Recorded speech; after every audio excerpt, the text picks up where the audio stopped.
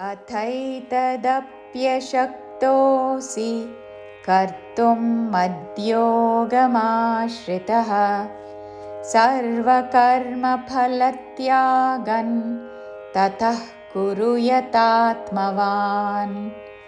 అథై ఆ పక్కన మహాప్రాణాక్షము థ ఐత్వముతో, ధాతో అద్ధై కాదు, అథై తదప్య శక్తోసి, దా మీద ఆఘాత, తాళవ్య ష మీద ఆఘాత, తదప్య శక్తోసి, చివరిలో సి హ్రస్వము.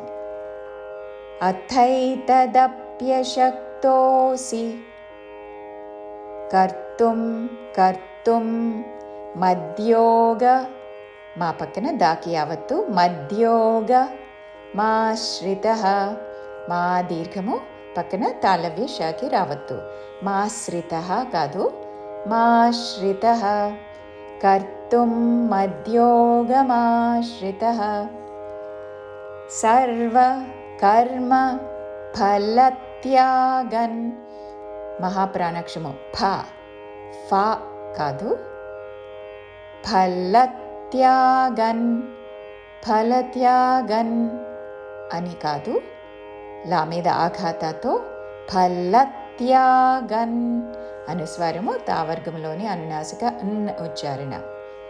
సర్వకర్మ ఫలత్యాగన్ తతః కురు, తా తా హ్రస్వములు, విసర్గ తరువాత కాతో పదము మొదలవుతున్నది కాబట్టి నాభి నుండి శ్వాస వదులుతూ చివరిన ఖ లాగా ఉచ్చారణ.